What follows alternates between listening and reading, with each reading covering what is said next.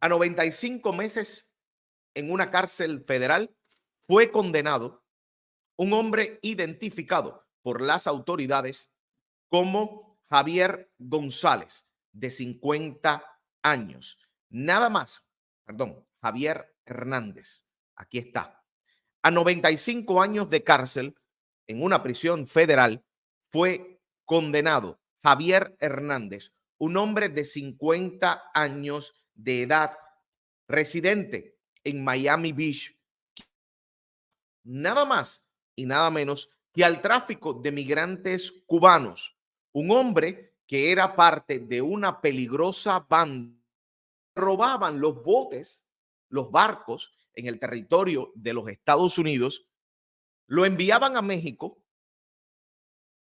y en México era parte de algo conocido como la mafia cubana en Quintana Roo, que se dedicaba a traficar y a extorsionar a los migrantes. Este 9 de febrero, este hombre de Miami Beach fue sentenciado a 95 meses en una cárcel federal por su vinculación en un crimen, en la operación de un grupo organizado y violento del crimen transnacional que operaba en Cuba, México, España y el sur de la Florida desde el año 2009. La sentencia viene después de que un jurado encontró culpable a Javier Hernández, de 50 años, de Miami Beach, de conspirar para cometer el crimen de introducir inmigrantes al territorio de Estados Unidos sin la autoridad, conspirar para transportar embarcaciones robadas, conspirar para el tráfico de motores de vehículos, conspirar para lavado de dinero y promoción de las propiedades robadas en el tráfico, así como pagarle a oficiales públicos. Él fue encontrado culpable en octubre del 2023. De acuerdo a la evidencia que se sometió en el juicio, Hernández y sus coacusados, Ramón Reyes Aranda, de 38 años, de Naples, Florida, se robaban barcos en la costa oeste de Florida. Reyes Aranda, quien identificaba a los barcos, Hernández los transportaba junto a Hernández a México, donde eran usados para revenderlos y tener fondos para facilitar actividades ilegales.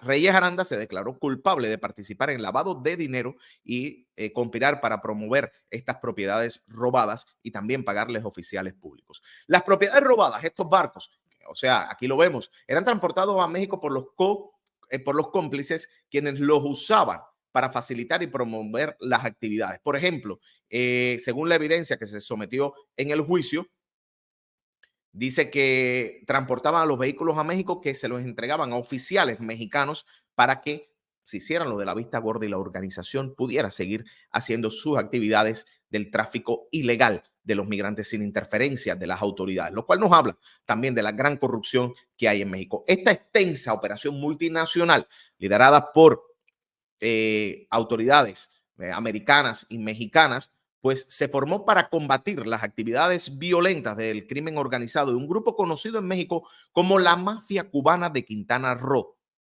A través de esta operación de las fuerzas de la ley, los oficiales conocieron que José Miguel González Vidal, de 36 años, Reinaldo Abreu García, de 56, Yohismi Pérez González, de 40, Giovanni Carbonell Lemos, de 43, Reinaldo Crespo Márquez, de 44, y Yancer Sergio Ramos Valdés, de 37, todos ciudadanos cubanos residentes en México al momento de los cargos, junto con Michael Antonio Echevarría Reyes y Mónica Susana Castillo, ambos mexicanos, eran partes de este crimen organizado que se dedicaba a enriquecerse a través de varios esquemas, incluidas la entrada de migrantes y la extorsión de migrantes que estaban en México, para los cuales requerían el pago de un fee. De acuerdo a la evidencia contenida en los récords de la Corte, González Vidal presentó a Hernández a Reyes Aranda para que pudieran trabajar juntos en el robo de los vehículos y en el robo de estos barcos para transportar estos barcos robados para la organización.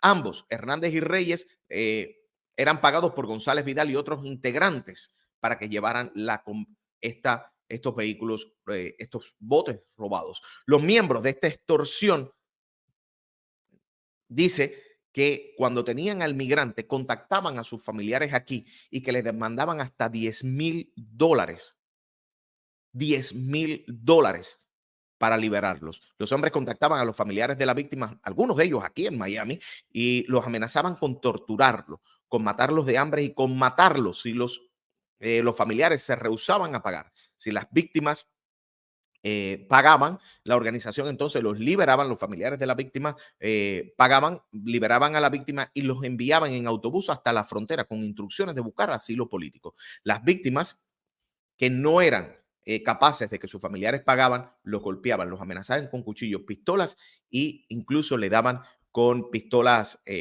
eléctricas hasta que eran finalmente rescatados por las autoridades mexicanas. Integrantes de esta organización también se dedicaban al tráfico de drogas y al esquema de fraude.